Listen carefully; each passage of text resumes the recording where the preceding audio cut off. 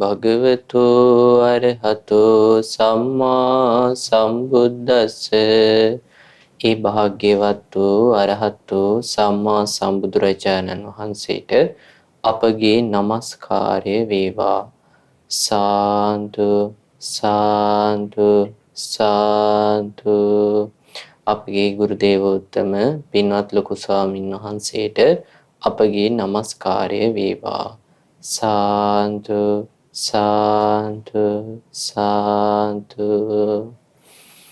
ශ්‍රද්ධාවන්ත වාසනාවන්ත පින්නතුනි, භාග්‍යවතුන් වහන්සේ පෙන්වා වදාළ අනිත්‍ය ධර්මයේ පිළිබඳව භාවනාවක් වශයෙන් ආයතන අනිත්‍ය වැඩිම පිණිස දැන් අපි අලුතෙන් ආරම්භ කරපු භාවනා වැඩසටහනේ දෙවනියට කරන භාවනාව විදිහට සූදානම් වෙමිනුයි දහම් කරුණු ඉගෙන ගනිමින් ඒ අනුව භාවනා කරන්න තමයි සූදානම් වෙමින් යන්නේ. පින්තුනි, ඔබ කලින් දවස් දෙකේ අපි ඔය අනිත්‍යයි කියන එක මේ සැබෑවටම අර්ථය ගන්නෙ කොහොමද කියලා වෙනස් වීම ගැන තියෙන දහම් කාරණා ඉගෙන ගත්තා. ඒ වගේම ඊයේ දවසේදී ඔබට වාසනාව ලැබුණා භාග්‍යවතුන් වහන්සේ වදාළ ඔක්කාන්ති සංයුත්තේ මේ කොහොමද ශ්‍රද්ධානුසාරී ශ්‍රාවකෙක් බවට පත් වෙන්නේ, ධම්මානුසාරී ශ්‍රාවකෙක් බවට පත් වෙන්නේ, මේ සෝතාපන්න ශ්‍රාවකෙක් වෙන්නේ කොහොමද කියලා භාග්‍යවතුන් වහන්සේ පෙන්වා දුන්න දහම් කරුණු ඉගෙන ගන්න. එතකොට භාග්‍යවතුන් වහන්සේ මේ අනිත්‍යයි කියන එක, මේ අභ්‍යන්තර ආයතන 6 අනිත්‍යයි කියලා අදහා ගන්නවා නම් කෙනෙක් වෙනස් වෙලා යනවා, අන්‍ය ස්වභාවයට පත් වෙනවා කියලා ශ්‍රද්ධාවෙන් අදහා ගන්නවා නම්, ඒකේ බැස ගන්නවා නම් ඒ කෙනා ශ්‍රද්ධානුසාරී ශ්‍රාවකෙක් වෙන බව පෙන්වා වදාලා. එහෙනම් අපිට තේරෙනවා මේ අනිත්‍යයි කියලා කියන එක දරා ගන්නවා කියලා කියන්නේ පොඩි ගුණයක් නෙමෙයි. කවුරු හරි කෙනෙක්ට අනිත්‍යයි කියන වචනය අහන්න ලැබිලා හිත පහදවා ගන්නට ලැබෙනවා නම් ඒ කෙනා ඒ ජීවිතේ ලැබපු වාසනාවන්තම සිදුවීම විදිහට අපිට ඒක සඳහන් කරන්න පුළුවන්. මොකද ගෙවාගෙන ආපු සංසාරෙත් එක්ක සසඳලා බලද්දී අපි මේ අනිත්‍යයි කියන එකම එක දේ අවබෝධ කරගන්න හෝ ශ්‍රද්ධාවෙන් අදහා ගන්නට අපිට අවස්ථාව ලැබිලා නැති හින්දා, ඒ ධර්මයේ අපිට ශ්‍රවණය කරන්න අවස්ථාව ලැබිලා නැති හින්දා පින්නතුනේ අපි මැරිලා ගියපු අවස්ථාවල, ඒ කියන්නේ අපේ බෙල්ල කපලා මරපු අවස්ථාවල අපේ ගවයෙක් වෙලා ඉඳලා, එළුවන් වෙලා ඉඳලා, කුකුලන් වෙලා ඉඳලා, මෙහෙම නැත්නම් හොරු වෙලා ඉඳලා හොරකම් කරලා බෙල්ල කපලා ගලාගෙන ගිය ලේ ටික අපිට එකතු කරන්න පුළුවන් වුණා නම් භාග්‍යවතුන් වහන්සේ වදාළේ මේ මහා සාගරයට වඩා වැඩි කියලා. ඒ කියන්නේ මේ රැල්ල ගහන අපිට තියෙන මුහුදම තමයි එහා පැත්තෙන් ඇමරිකාවටත් තියෙන්නේ. එච්චර වැඩි කියලා භාග්‍යවතුන් වහන්සේ පෙන්වා වදාලා අපි ගෙවාගෙන ආපු සංසාරේ ගත කරපු ජීවිත. එතකොට හැම ජීවිතේම බෙලි කැපුම් කෑවේ නැහෙනේ. එතකොට එච්චර දීර්ඝ සසරක් පවතින හේතුව තමයි අවිද්‍යාවත් තණ්හාවත්. ඇත්ත ඇති හැටියෙන් දකින්න බැරි වෙච්ච එකත්, ඒ නිසා හිතේ ගොඩනැගෙන මේ ඇලෙනවා කියන ස්වභාවයත්. ඉතින් පින්නතුනේ ඔය දේ බිඳින්න තමයි මේ අනිත්‍ය කියන දේ ගැන අපිට වැටහීමක් අවශ්‍ය වෙන්නේ. එතකොට අපි අනිත්‍යයි කියන ධර්මය අනේ මේක මහා ගාම්භීර ධර්මයක්, ඒ නිසා අපි මේක නුවණ යොදවන්න තරම් අපි නුවණැත්තෝ නෙමෙයි, ඒ නිසා අපි මේක අතාරින්න ඕනේ කියලා හිතුවොත් ඒක හරි ක්‍රමයක් නෙමෙයි. ඇත්ත මේ ධර්මය ගොඩාක් ගාම්භීර ධර්මයක්. බුදු කෙනෙක් ලෝකයට පහළ වෙලා බුදු කෙනෙක් විතරක් අවබෝධ කරගෙන ලෝකයට දේශනා කරන ධර්මයක්. එතකොට මේ ධර්මය ගාම්භීරයි. හැබැයි ඒ වගේම පින්නතුනි අපේ බුදුරජාණන් වහන්සේට අපි වඳිනවා බුද්ධ කියලා ගුණයකට. බුද්ධෝසෝ භගවා බෝධාය ධම්මං දේසේති. භාග්‍යවතුන් වහන්සේ අවබෝධ කළා ශ්‍රාවකයන්ට අවබෝධය පිණිස ධර්මයේ දේශනා කරනවා. එතකොට භාග්‍යවතුන් වහන්සේ ගාව විශේෂ සුවිශේෂ හැකියාවක් තිබ්බා. අර්ථය ඉස්මතු වෙන විදියට ධර්මයේ දේශනා කරන්න. ධර්මයේ ඉස්මතු වෙන විදියට ධර්මයේ දේශනා කරන්න. මේ භාග්‍යවතුන් වහන්සේ ඒ සඳහා අති විශිෂ්ට පටිභානයකින් යුක්ත වුණා. ඒ නිසා බුදුරජාණන් වහන්සේ මැනවින් මේ ධර්මයේ දේශනා කළා තියෙන්නේ මුල මැද අග පිරිසිදු ලෙස. ඉතින් අපිට මේ ධර්මය ගැන ශ්‍රද්ධාව ඇති කරගෙන මේ ධර්මයේ සඳහන් වෙන පිළිවෙලටම පුරුදු කරන්න පුළුවන් වුණොත් අපිටත් ඒ ප්‍රතිඵලයන් කරා ළඟා වෙන්නට පුළුවන්කම තියෙනවා. ඒ වගේම අපිට මේ ජීවිතයේ තෙරුවන් සරණට කැප කරාම පුණ්‍යවන්ත පින් රැස් වෙන පින් ගංගාවල් ගලන ජීවිතයක් බවට පත් වෙනවා. එතකොට වෙන්නේ අපේ ජීවිත සැපවත් දේවල් බවට පත් වෙනවා. පින්තුනේ අපි අනිත්‍ය භාවනාව ඉගෙන ගනිද්දී අපේ බෞද්ධයන් අතර බොහෝ පිරිසක් ආයතන අනිත්‍ය භාවනාවක් තියනවා කියලා අහලා තියෙනවා. හැබැයි භාග්‍යවතුන් වහන්සේ මේ ආයතනයන්ගේ ස්වභාවය විස්තර කරපු විදිහ දරාගෙන නැහැ. ඒක ගොඩාක් අවාසනාවක්. මේ ඇත්තට මේක අපිට මේ අලාභයක්. ඒක සුන්දර ලැබීමක් නෙමේ. මොකද බුදුරජාණන් වහන්සේ මේ අනිත්‍යයි කියලා කියන දේ අවබෝධ කරන්න සාරා සංඛ්‍ය මේ කල්ප ලක්ෂයක් පෙරුම් පිරුවා අසංකේය වශයෙන්. එතකොට අපි අහලා තියෙනවා ඇස් මස්ලේ දන් දුන්නා මේ මෙච්චරක් කියලා කියන්න බැරි තරමට මේ ලේහිම මහා සාගරයට වඩා දන් දීලා තියෙනවා. එච්චර දුක් විඳලා මේ බෝසතාණන් වහන්සේ සම්මා සම්බුද්ධත්වයට පත් වෙලා යම් ධර්මයක් දේශනා කළා තියෙද්දි ඒ ධර්මය අහන්නත් අපිට ලැබෙද්දි අපි කිව්වොත් අනේ ධර්මයේ නම් ශ්‍රේෂ්ඨ ධර්මයක් තමයි. ඉතින් මට නම් ඉතින් ඒක දරා ගන්න තාම බැරි වුණා කියලා. පින්නතුනි ඒක අපිට හොඳ මදි. ඒ වගේ ශාස්ත්‍රවරයෙක් සරණ ගියපු අපිට ඒක හොඳ මදි. ඒ නිසා අපි ආයතන පරියායත් අනිත්‍ය වශයෙන් පෙන්වා දුන්න පරියායත් දරා ගන්න ඕනේ. ඉතින් අපි බොහෝම සරල කරුණවල ඉඳලා භාග්‍යවතුන් වහන්සේ පෙන්වවදාළ මේ ගාම්භීර දේශනා එකින් එක කලබලයක් නැතුව හිමීට අධ්‍යයනය කරමු. එතකොට ධර්මය අහද්දී අපිට තියෙන්න ඕනේ ඒකට කැමැත්ත. කැමැත්ත නැතුව මුකුත්ම කරන්න බෑනේ. ඒතර මිනිස්සුන්ට හිතේ කැමැත්ත ඇති වුණොත් ඕනි තරම් දෙයක් මහන්සි වෙවි කරන්න පුළුවන්. අපි ගත්තොත් එහෙම ඔය චිත්‍රපටියක් බලනවා කියන්නේ පින්නතුනේ පැය 3ක් විතර එකම පුටුවක වාඩි වෙලා ඉන්න වැඩ. හැබැයි කැමැත්ත ඇති වුණාට පස්සේ ඒක නා එක කරනවනේ. එහෙනම් ඇයි අපිට බැරි ධර්මය අහන්න කැමැත්තක් ඇති කරගන්න? අපිට පුළුවන්. පින්නතුනේ එතන මේ අනිත්‍යයි කියලා කියන්නේ මොකක්ද? වෙනස් වෙනවා කියන දේ. එතකොට වෙනස් වීම කියන දේ පැනවිලා තියෙන්නේ ඇයි? මේ ලෝකේ හටගෙන නැති වෙලා යන ස්වභාවයක් තියෙනවා සංකතයන්ගේ හේතුන් නිසා හටගත් දේවල් වල. ඔන්න මම දැන් වචනයක් කිව්වා ඒ තමයි සංකත ධර්ම. සංකතයි කියලා කියන්නේ හේතුන් නිසා ඇති වෙච්ච ධර්මයන්. හේතුන් නිසා සකස් වෙච්ච ධර්මයන්. මේවල ලක්ෂණ ප්‍රධාන වශයෙන් තුනක් පෙන්නනවා. උප්පාදෝ පඤ්ඤායති. ඒ කියන්නේ හට ගැනීම පැන වෙනවා. වයෝ පඤ්ඤායති වෙනසීමක් පැන වෙනවා. තිතස්ස අඤ්ඤතත්තම් පඤ්ඤායති. මේ පවතින කාලය තුල වෙනස් වෙලා යෑමක් තියෙනවා. මොනවාවලද? හේතුන් නිසා හටගත්ත දේවල් වල. මොනවාද හේතුන් නිසා හටගත්ත දේවල්? නිවන ඇර මේ අපේ එදිනදා ජීවිතේ විඳින අපි මම කියලා කියන මේ ශරීරය, අනිත්‍යය කියලා කියන අනිත්‍යයේ ජීවිත, ගෙවල් දොරවල්, යාන වාහන, රටවල්, ජාතීන් හැම දෙයක්ම සංකතයට අයිති. හේතුන් නිසා පවතින හේතු නැතිවීමෙන් නැති වෙලා යන. එතකොට ඒවට කියනවා සංකත ධර්මයන්. මේ සංකත ධර්මයන් වල ලක්ෂණය තමයි ඒවා වෙනස් වෙලා යනවා. එතකොට වෙනස් වෙලා යන දෙයක කොතෙන්ද ඇලුනත් පින්නතුනි දුකක්මයි හටගන්නේ. වෙනස් වෙලා යන දෙයක ඒ නිසා වෙනස් වෙලා යන දේවල් දුකයි. වෙනස් වෙලා යන දේවල් මම කියලා හරි මගේ කියලා හරි මගේ ආත්මය කියලා හරි අපිට අල්ලගන්න පුළුවන් කමක් නැහැ. මොකද ඒවා වෙනස් වෙලා යනවා. එතකොට ඒක අල්ලගන්න කෙනෙක් ඉතුරු වෙන්නේ නැහැ. මොකද හේතුන් නිසා හටගත්ත දේවල් හේතු නැතිවීමෙන් නැති වෙලා යනවා. අපි මම කියලා යම් සංස්කාරයක් උපද්දවුවද ඒ සංස්කාරයත් හේතුන් නිසා හටගත්ත දෙයක්. ඒකත් ඉතුරු නැතුව නිරුද්ධ වෙලා යනවා. දැන් මම උදාහරණයකට කිව්වොත් අපි ආශාදයේ තියෙන දේවල් වලට කියන්නේ සැපයක් ලැබෙන දේවල් වලට ඇලෙන්නේ. ඔන්න ඕනෑම දෙයක අනිත්‍ය ලක්ෂණය තියෙනවා. අපි ගත්තොත් අපි කෙසෙල් ගෙඩියක් මතක් කරන්න කියලා අපිට කිව්වොත් අපිට මතක් වෙන්නේ හොඳට සුවඳ හමන කහ පාටට තියෙන හරීම රහ කෙහෙල් ගෙඩියක්. හැබැයි අපි කෙහෙල් ගෙඩිය කියන එකේ ඒ අවස්ථාව විතරක් නෙමෙයි තියෙන්නේ. ඉස්සල්ලාම අංකුරයක් පැල කරලා කෙහෙල් ගහක් හැදිලා ඊට පස්සේ ඒකෙන් මලක් ඇවිල්ලා ඊට පස්සේ ඒකේ කෙහෙල් ගෙඩි මේ මලෙන් මුල් කරගෙන කෙහෙල් ගෙඩි හැදෙනවා. පුංචි මේ ලපටි පුංචි මෝරපු නැති ඒවා. ඊට පස්සේ මෝරනවා. ඊට පස්සේ ඉදෙනවා.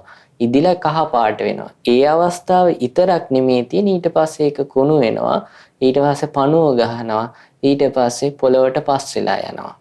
එතකොට දැන් අපින් ඇහුවොත් කෙහෙල් ගෙඩියක් කියලා අපිට මතක් වෙන්නේ ඒ සුවඳ හමන දේ වුණාට අපිට ක්‍රමයක් තියෙනවා නම් මේ කෙසෙල් වලට ආස පණුවෙක්ගෙන් අහන්න කෙහෙල් ගෙඩියක් මතක් කරන්න කිව්වොත් එයාට කවදාවත් සුවඳ හමන කාලේ නෙමෙයි මතක් වෙන්නේ. එයාට මතක් වෙන්නේ කුණු වෙලා අර එයාට ආස්වාදයක් ගෙනල්ලා දෙන කාලය.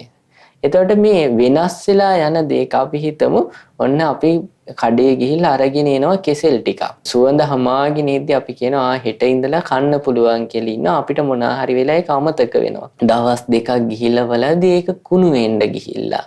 එතකොට මේ වෙනස් වෙන දෙක කොතෙන් ඇලුනත් පින්නතුනේ දුකක්මයි හටගන්නේ. ඇලෙන්නේ මොකක් හින්දාද? ඇලෙන්නේ මේවා හටගෙන වෙනස් වෙලා නැති වෙලා යනවා කියලා දකින්න බැරි වෙච්ච හින්දා. කෙනෙක් මේවා වෙනස් වෙලා යනවා කියලා දකින්න පුළුවන් වුණොත් එමෙ ඇත්ත ඇති හැටියෙන් යථාභූත ඥානය ඇති වුණොත් එහෙම හටගන්න දේවල් නිරුද්ධ වෙනවා කියලා. එතකොට ඒකට ඇලෙන්න දෙයක් ඉතුරු වෙන්නේ නැහැ. ඇලෙන්නේ අවිද්‍යාව නිසා, අනවබෝධය නිසා මේ දේවල් හටගෙන නැති වෙලා යනවා කියලා අපිට දකින්න බැරි හින්දා. එතකොට දකින්න බෑ කියලා කියන්නේ නුවණින් දකින්න බැරි හින්දා. නැත්නම් අපිටත් තේරෙන ඕනෙම දෙයක් වෙනස් වෙලා යනවා කියලා. හැබැයි නුවණින් දකින්නවා කියලා කියන්නේ නුවණ විසින් හිතට බැඳෙන්න දෙන්නේ නැතුව හේතුන් නිසා හටගත් දේවල් හේතු නැතිවීමෙන් නැති වෙලා යනවා කියලා සිහියත් උපද්දලා දෙනවා. සිහියයි නුවණයි විසින් ලෝකයේ සංස්කාරයන්ට බැඳෙන්නේ නැති හිතක් ඇති කරලා දෙනවා. එතකොට දැන් අපි කතා කරේ ওই වෙනස් වීම කියන එක දකින්න පුංචි දෙයක්. එතකොට අපි එකිනෙක දවසට එක එක කාරණා අරගෙන කතා කරමු. එතකොට අපි ගත්තොත් එහෙම පුංචිම කාලේ දරුවෙක් ඉන්නවා නම් දරුවෙක් කුසට ආවහම අම්මා කෙනෙක් දුවේද්ද පුතේද්ද දන්නෙත් නැහැ. දරුවට ආදරය කරනවා. ඒ කාලේ දරුවා කියලා හිතන්නේ ගොඩාක් කුසේ ඉන්න කෙනෙක්ට. ඒ රූපේ ගොඩාක් වෙනස්. අවුරුදු 5ක් වුණොත් ඉපදිලා. එතකොට ඒ රූපේට තමයි දැන් ආස කරන්නේ. මගේ දුව, මගේ පුතා කියලා. අවුරුදු 15ක් වුණාම මගේ දුව, මගේ පුතා කියලා ඒ රූපේට ආස කරන්නේ දැන් කලින් තිබ්බ එකට නෙමෙයි. එතකොට ඒ රූපේ වෙනස් වෙලා යද්දි වෙනස් වෙන රූපේ සතුටින් පිළි අරගන්න. අවුරුදු 40 දී ඒ රූපේ දිහා දැක්කහම ඒ රූපේට දැන් තියෙන රූපේට තමයි ආස කරන්නේ. හැබැයි අපි හිතලා බැලුවොත් එහෙම අපි අවුරුදු 5 දරුවෙක් අපි මම කියලා හිතද්දි අපි ඒ දරුවා අනිත්‍යයි කියලා සිහි කරගන්න බැරි වෙලා අවුරුදු 10 දිත් මගේ කියලා හිතද්දි අවුරුදු 15 දිත් ඒ දරුවා මගේ කියලා හිතද්දි අපි හිතන විදිහට අදාළ නැතුව සතර මහා ධාතුව දිරමින් යන ස්වභාවයෙන් අවුරුදු 40ක් වුණා. නිකමට හිතන්න අවුරුදු 40 දී අපි ජීවත් වෙලා ඉද්දි අපේ ආදරණීය දරුවා මිය ගියා. එතකොට මිය ගියොත් එහෙම අපිට එදාට ලොකු දුකක් ඇති වෙනවා. හැබැයි ඒ දුක ඉස්සෙල්ලාම හටගත්තේ කවද්ද කියලා අපෙන් අහුවොත් අපිට කියන්න පුළුවන් අවුරුදු 40 දී කියලා. නෑ. ඒ දුක ඉස්සෙල්ලාම හටගත්තේ මව කුසට දරුවා ආපු දවසේ. එදා තමයි සතුටින් බැඳුනේ. හැබැයි එදා ඒක අපිට දුකක් කියලා ප්‍රකට වුණේ නෑ. අපි ආශාවෙන් ඇලිලා තිබ්බා. වෙනස් වෙන ලක්ෂණ එහෙමම තිබ්බා. අවුරුදු 5 දී 10 දී 15 දී 20 දී 25 දී 30 දී 35 දී ඒක දුකක් කියලා අපි පිළිගත්තේ නෑ. හැබැයි ඒක රූපයේ ස්වභාවය වෙනස් වෙමින් ගිහිලා බිඳිලා යනවා. එදාට අපිට දුක ප්‍රකට වුණා. හැබැයි අපිට දුක ප්‍රකට නොවුණා කියලා ඒක දුකක් නෙවෙයි. නොවි තියෙන්නේ නැහැ. ඒ කියන්නේ අපිට දුක බව ප්‍රකට නොවුණා කියලා ඒක දුකක් නොවි තියෙන්නේ. ප්‍රශ්නේ තියෙන්නේ අපේට ආස්වාදයක් දැනෙන හින්දා අපිට ඒක දුකක් බව ප්‍රකට නොවුන එක විතරයි. ඒ නිසා පින්නතුනේ ඕනෑම දෙයක අපි ඉස්සරහට ඉගෙන ගනිමු. භාග්‍යවතුන් වහන්සේ සලායතන සංයුත්තේදී පිළියෙලට උගන්වනවා ආස්වාදය මොකද්ද, ආදීනවය මොකද්ද, නිස්සරණය මොකක්ද කියලා. ඒ නිසා අපේ අනිත්‍ය දේවල් වලට හිතෙන් බැඳීම් ඇති වුනහම දුක ඇති වෙන එක වළක්වන්න බෑ. හැබැයි අපි අනිත් අතට අනිත්‍ය දේවල් අනිත්‍ය විදිහටම මෙනෙහි කරොත් දුක නැති වෙලා යන එක වළක්වන්නත් බෑ. ඒක අපේ ප්‍රඥාව වැඩිම නිසා අපිට ලැබෙන ප්‍රතිලාභයක්.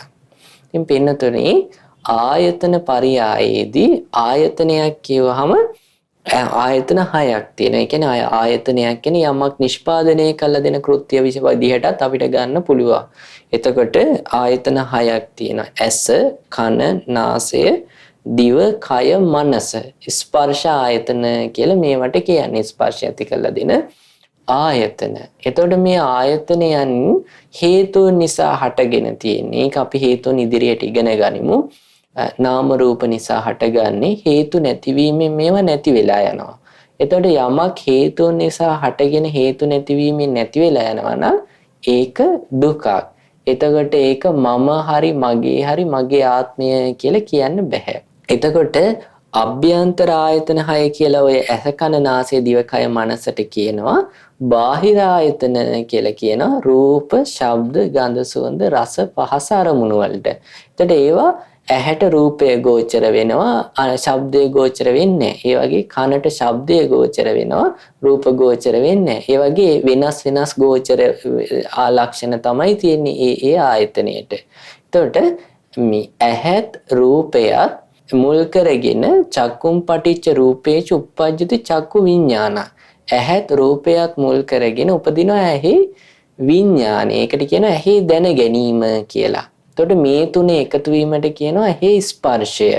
ස්පර්ශය කියවම අපිට වචනාර්ථයෙන් එනවා ගැටුණා කියන අර්ථය. එතකොට එතනින් ගැටීම කියන එක විස්තර කරන්නේ තින්නම් සංගති. ඇහත් රූපයත් ඇහි විඥානයත් කියන මේ තුනේ එකතු වීම තමයි අපිට ස්පර්ශයක් විදිහට ප්‍රකට වෙලා එන්නේ.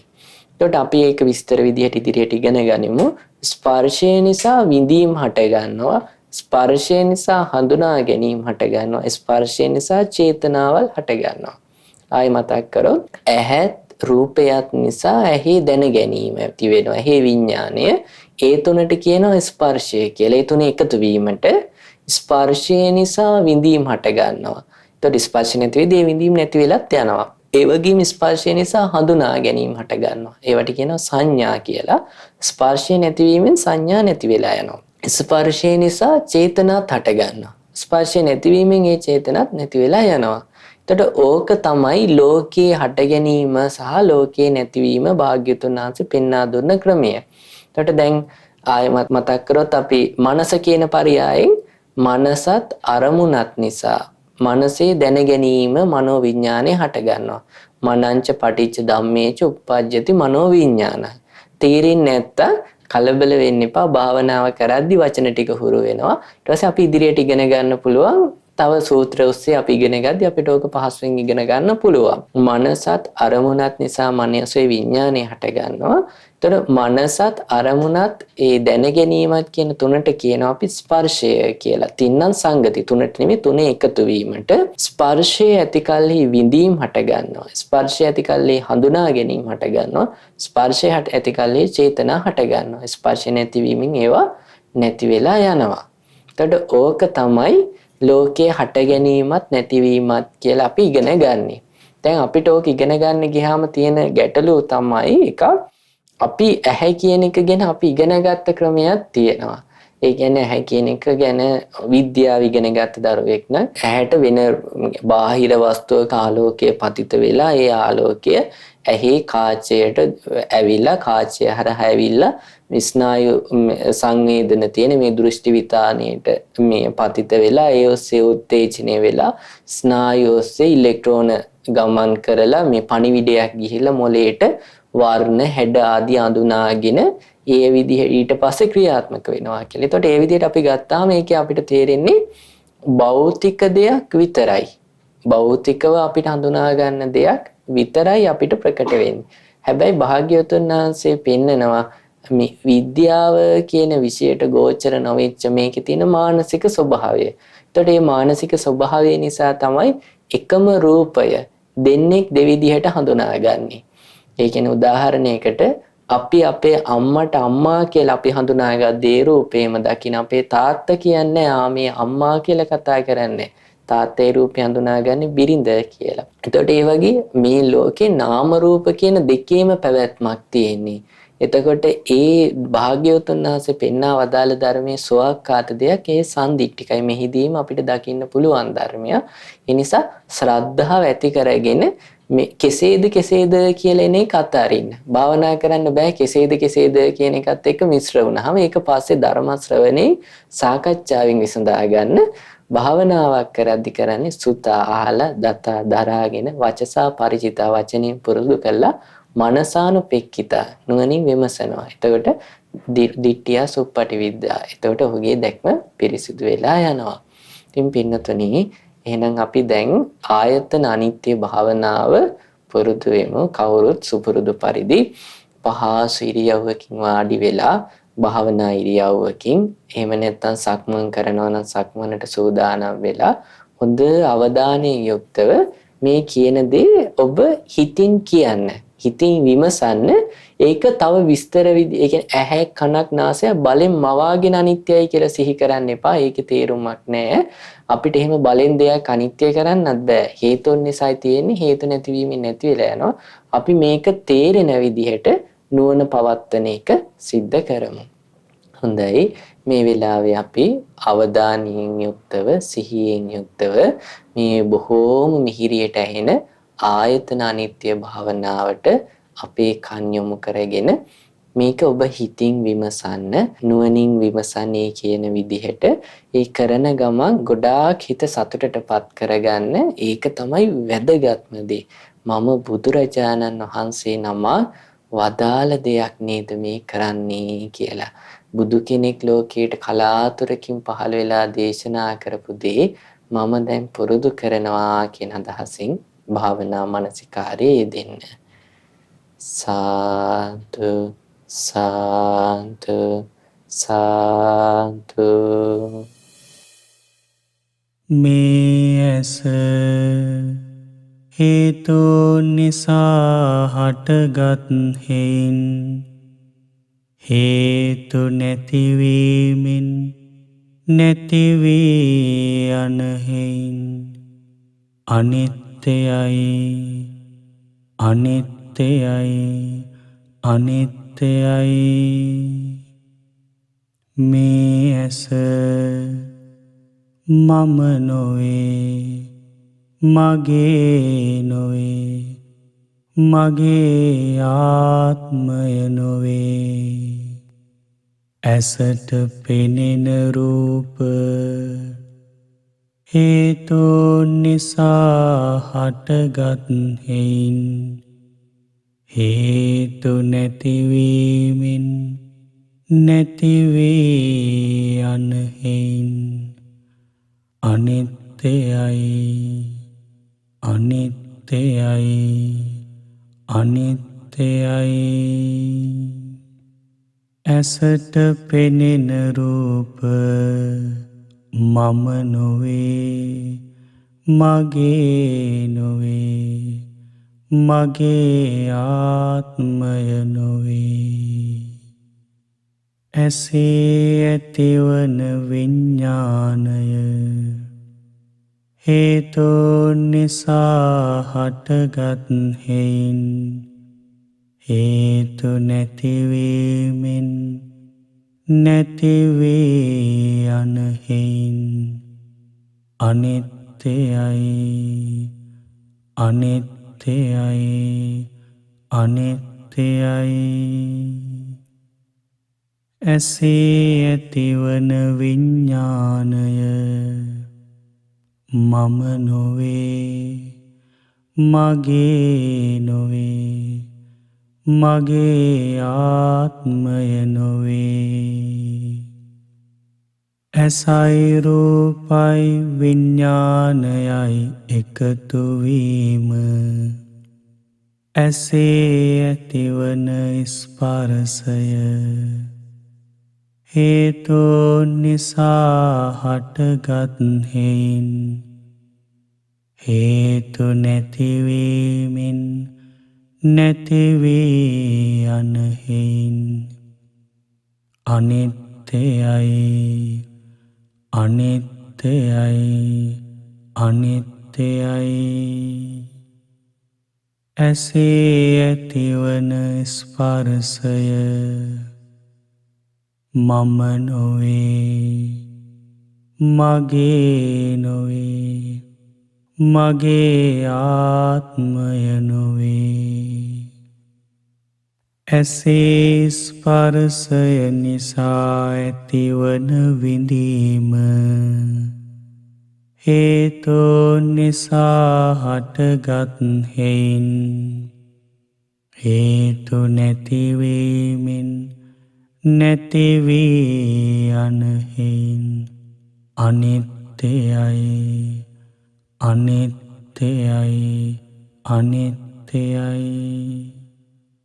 ඇසේ ඇතිවන විඳීම මම නොවේ මගේ නොවේ මගේ ආත්මය නොවේ. ඇසේ ස්පර්ශය නිසා ඇතිවන හඳුනා ගැනීම හේතුන් නිසා හටගත් හේයින් හේතු නැතිවීමෙන් නැතිවී යන හේයින් අනිත්‍යයි අනිත්‍යයි අනිත්‍යයි. ඇසේ ඇතිවන හඳුනා ගැනීම මම නොවේ මගේ නොවේ මගේ ආත්මය නොවේ. ඇසේ ස්පර්ශය නිසා ඇතිවන චේතනා පහළවීම හේතුන් නිසා හටගත් හේයින් හේතු නැතිවීමෙන් නැතිවී යන හේයින් අනිත්‍යයි අනිත්‍යයි අනිත්‍යයි. ඇසේ ඇතිවන චේතනා පහළවීම මම නොවේ මගේ නොවේ මගේ ආත්මය නොවේ. චේතනා පහළ වූ රූප කෙරෙහි ආශා ඇතිවීම හේතුන් නිසා හටගත් හේයින් හේතු නැතිවීමෙන් නැතිවී යන හේයින් අනිත්‍යයි අනිත්‍යයි අනිත්‍යයි. රූප කෙරෙහි ආශා ඇතිවීම මම නොවේ මගේ නොවේ මගේ ආත්මය නොවේ. මේ කන හේතුන් නිසා හටගත් හේයින් හේතු නැතිවීමෙන් නැතිවී යන හේයින් අනිත්‍යයි අනිත්‍යයි අනිත්‍යයි. මේ කන මම නොවේ මගේ නොවේ මගේ ආත්මය නොවේ. කනට ඇසෙන ශබ්ද හේතුන් නිසා හටගත් හේයින් හේතු නැතිවීමෙන් නැතිවී යන හේයින් අනිත්‍යයි අනිත්‍යයි අනිත්‍යයි.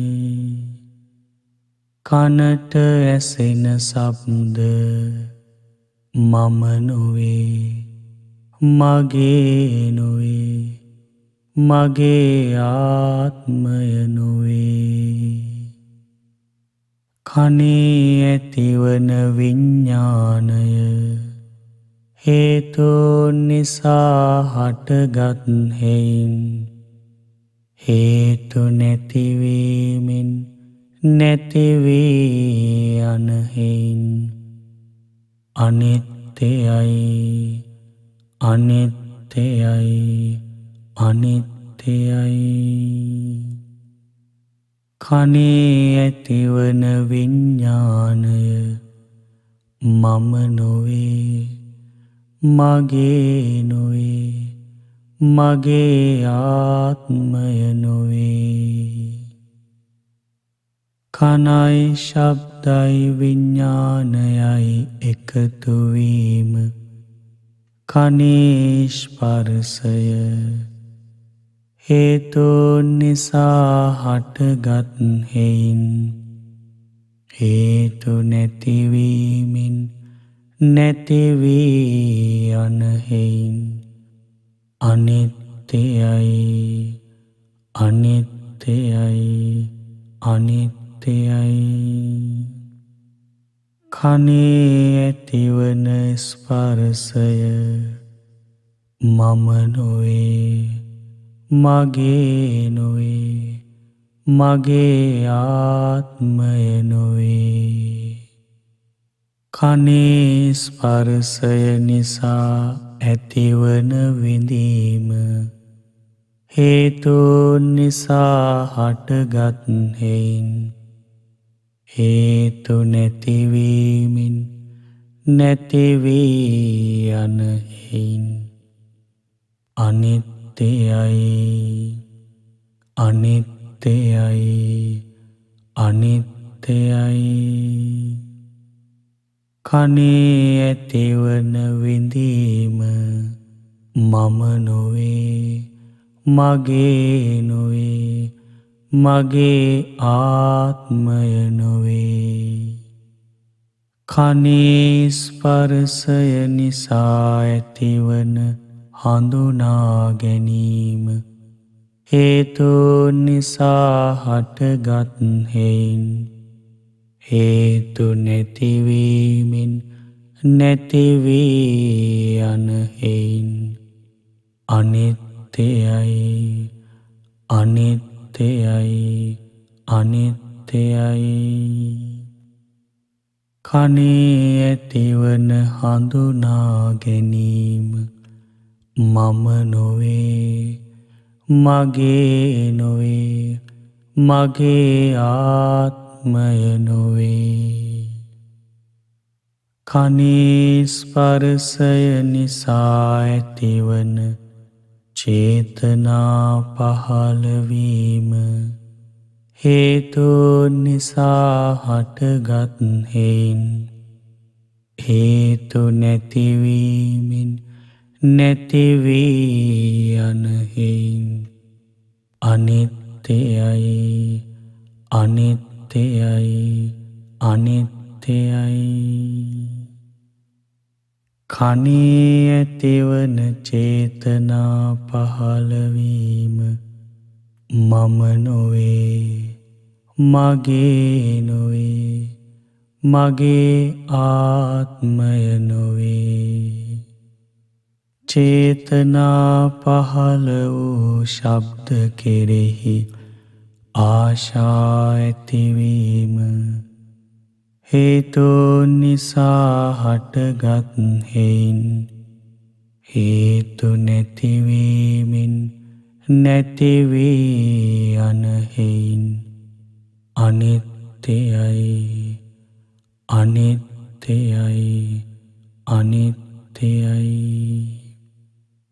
ශබ්ද කෙරෙහි ආශා ඇතිවීම මම නොවේ මගේ නොවේ මගේ ආත්මය නොවේ. මේ නාසය හේතුන් නිසා හටගත් හේයින් හේතු නැතිවීමෙන් නැතිවී යන හේයින් අනිත්‍යයි අනිත්‍යයි අනිත්‍යයි. මේ නාසය මම නොවේ මගේ නොවේ මගේ ආත්මය නොවේ. නාසයට දැනෙන ගඳ සුවඳ හේතු නිසා හටගත් හේයින් හේතු නැතිවීමෙන් නැතිවී යන හේයින් අනිත්‍යයි අනිත්‍යයි අනිත්‍යයි. නාසයට දැනෙන ගඳ සුවඳ මම නොවේ මගේ නොවේ මගේ ආත්මය නොවේ. නාසයේ ඇතිවන විඤ්ඤාණය හේතු නිසා හටගත් හේයින් හේතු නැතිවීමෙන් නැතිවී යන හේයින් අනිත්‍යයි අනිත්‍යයි අනිත්‍යයි. නාසයේ ඇතිවන විඤ්ඤාණය මම නොවේ මගේ නොවේ මගේ ආත්මය නොවේ. නාසයයි ගඳ සුවඳයි විඤ්ඤාණයයි එකතු වීම නාසයේ ස්පර්ශය හේතු නිසා හටගත් හේයින් හේතු නැතිවීමෙන් නැතිවී යන හේයින් අනිත්‍යයි අනිත්‍යයි අනිත්‍යයි. නාසයේ ඇතිවන ස්පර්ශය මම නොවේ මගේ නොවේ මගේ ආත්මය නොවේ. නාසයේ ස්පර්ශය නිසා ඇතිවන විඳීම හේතු නිසා හටගත් හේයින් හේතු නැතිවීමෙන් නැතිවී යන හේයින් අනිත්‍යයි අනිත්‍යයි අනිත්‍යයි. නාසයේ ඇතිවන විඳීම මම නොවේ මගේ නොවේ මගේ ආත්මය නොවේ.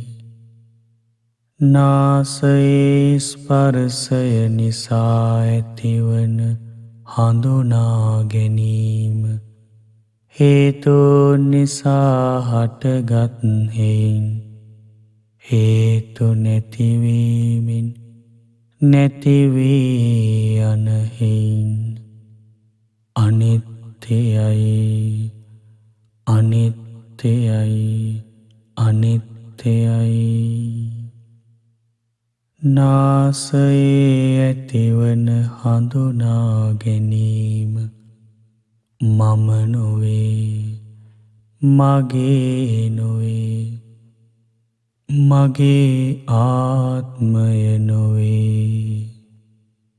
නාසයේ ස්පර්ශය නිසා ඇතිවන චේතනා පහළවීම හේතු නිසා හටගත් හේයින් හේතු නැතිවීමෙන් නැතිවී යන හේයින් අනිත්‍යයි අනිත්‍යයි අනිත්‍යයි.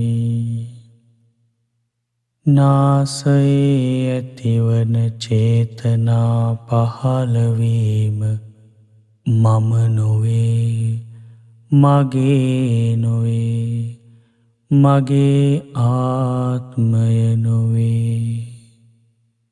චේතනා පහළ වූ ගඳ සුවඳ කෙරෙහි ආශා ඇතිවීම හේතුන් නිසා හටගත් හේයින් හේතු නැතිවීමෙන් නැතිවී යන හේයින් අනිත්‍යයි, අනිත්‍යයි, අනිත්‍යයි. ගඳ සුවඳ කෙරෙහි ආශා ඇතිවීම මම නොවේ, මගේ නොවේ, මගේ ආත්මය නොවේ.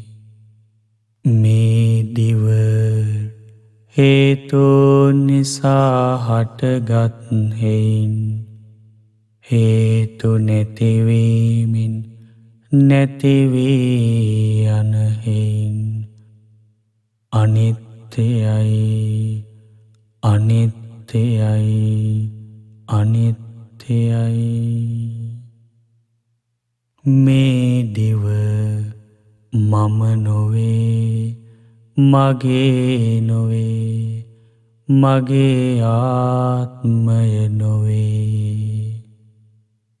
දිවට දැනෙන රස හේතුන් නිසා හටගත් හේයින් හේතු නැතිවීමෙන් නැතිවී යන හේයින් අනිත්‍යයි, අනිත්‍යයි, අනිත්‍යයි.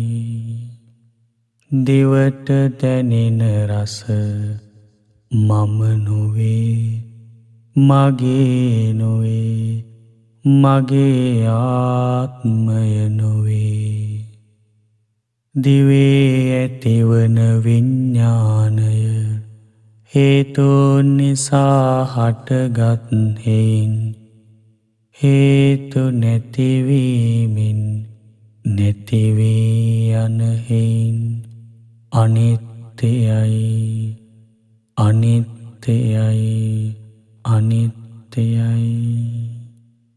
දිවේ ඇතිවන විඤ්ඤාණය මම නොවේ, මගේ නොවේ, මගේ ආත්මය නොවේ. දිවයි රසයයි විඤ්ඤාණයයි එකතු වීම දිවේ ඇතිවන ස්පර්ශය හේතුන් නිසා හටගත් හේයින් හේතු නැතිවීමෙන් නැතිවී යන හේයින් අනිත්‍යයි, අනිත්‍යයි, අනිත්‍යයි. දිවේ ඇතිවන ස්පර්ශය මම නොවේ, මගේ නොවේ, මගේ ආත්මය නොවේ. දිවේ ස්පර්ශයෙන් නැතිවන විඳීම හේතුන් නිසා හටගත් හේයින් හේතු නැතිවීමෙන් නැතිවී යන හේයින් අනිත්‍යයි, අනිත්‍යයි, අනිත්‍යයි. දිවේ ඇතිවන විඳීම මම නොවේ, මගේ නොවේ, මගේ ආත්මය නොවේ. දිවේ ස්පර්ශයෙන් නැතිවන හඳුනා ගැනීම හේතුන් නිසා හටගත් හේයින් හේතු නැතිවීමෙන් නැතිවී යන හේයින් අනිත්‍යයි, අනිත්‍යයි, අනිත්‍යයි. දිවේ ඇතිවන හඳුනා ගැනීම මම නොවේ, මගේ නොවේ, මගේ ආත්මය නොවේ. දිවේ ස්පර්ශයෙන් නැතිවන චේතනා පහළවීම හේතුන් නිසා හටගත් හේන් හේතු නැතිවීමෙන් නැතිවී යන හේන් අනිත්‍යයි, අනිත්‍යයි, අනිත්‍යයි. දිවේ ඇතිවන චේතනා පහළවීම මම නොවේ, මගේ නොවේ, මගේ ආත්මය නොවේ. චේතනා පහළ වූ රස කෙරෙහි ආශා ඇතිවීම හේතුන් නිසා හටගත් හේන් හේතු නැතිවීමෙන් නැතිවී යන හේන් අනිත්‍යයි, අනිත්‍යයි, අනිත්‍යයි. රස කෙරෙහි ආශා ඇතිවීම මම නොවේ, මගේ නොවේ, මගේ ආත්මය නොවේ. මේ කය හේතුන් නිසා හටගත් හේන් හේතු නැතිවීමෙන් නැතිවී යන හේන් අනිත්‍යයි, අනිත්‍යයි, අනිත්‍යයි. මේ කය මම නොවේ, මගේ නොවේ, මගේ ආත්මය නොවේ. කයට දැනෙන පහස හේතුන් නිසා හටගත් හේන් හේතු නැතිවීමෙන් නැතිවී යන හේන් අනිත්‍යයි, අනිත්‍යයි, අනිත්‍යයි. කයට දැනෙන පහස මම නොවේ, මගේ නොවේ, මගේ ආත්මය නොවේ. කයේ ඇතිවන විඤ්ඤාණය හේතුන් නිසා හටගත් හේන් හේතු නැතිවීමෙන් නැතිවී යන හේන් අනිත්‍යයි, අනිත්‍යයි, අනිත්‍යයි. කයේ ඇතිවන විඤ්ඤාණය මම නොවේ, මගේ නොවේ, මගේ ආත්මය නොවේ.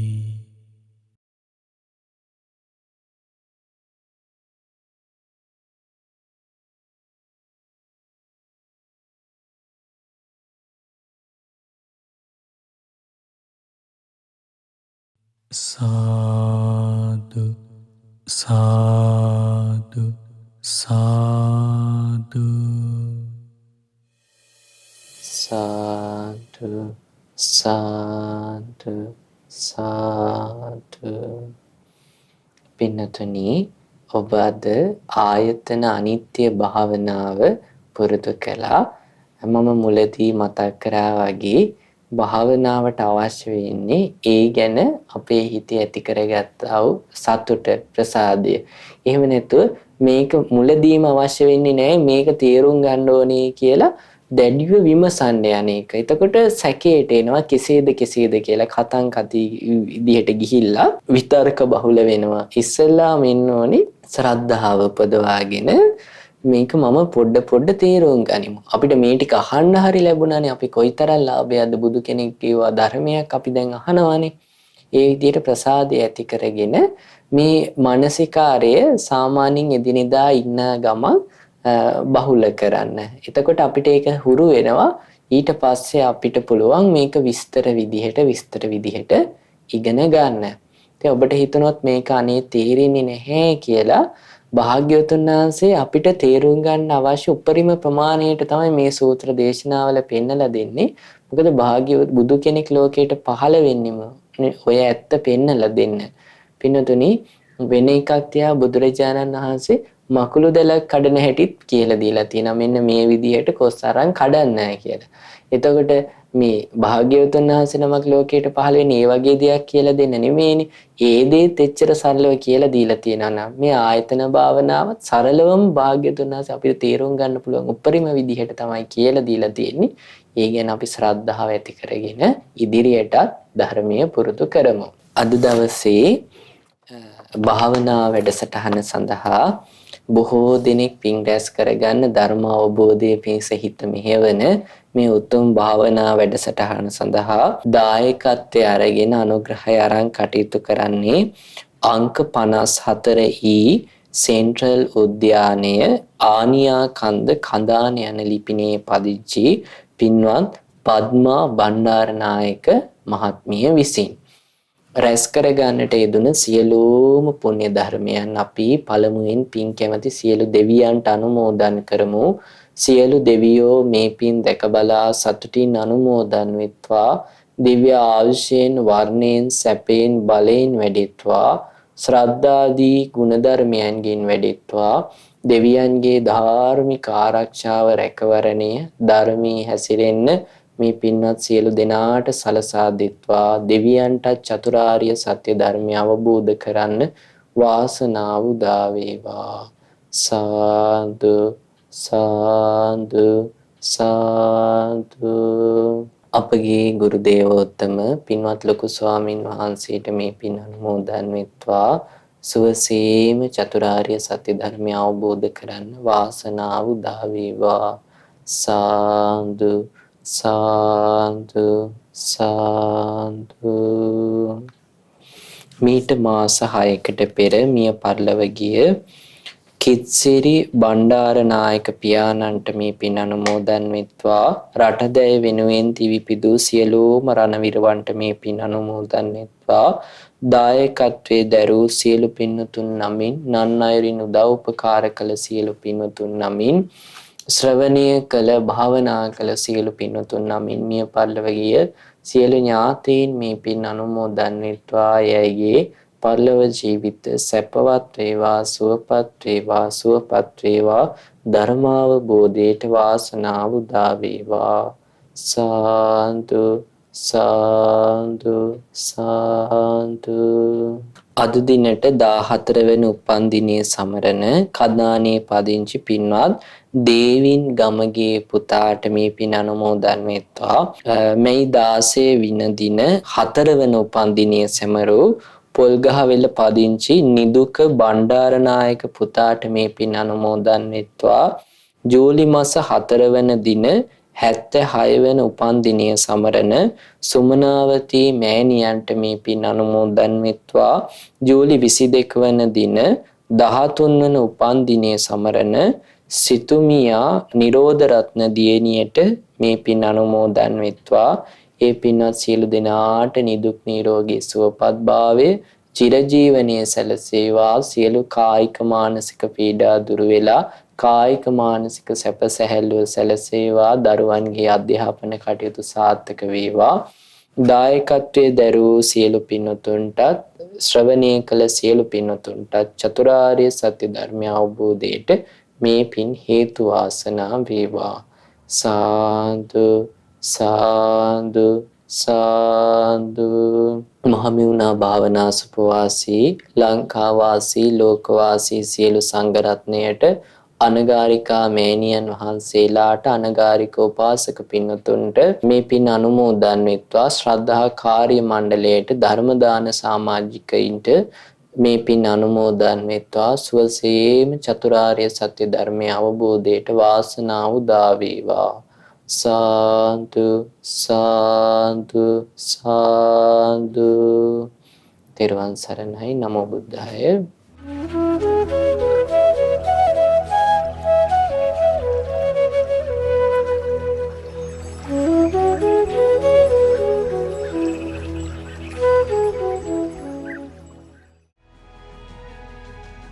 මෙවැනි වටිනා වීඩියෝ නැරඹීමට ශ්‍රද්ධා YouTube චැනලය සබස්ක්‍රයිබ් කර සීනුව ලකුණ ඔබන්න.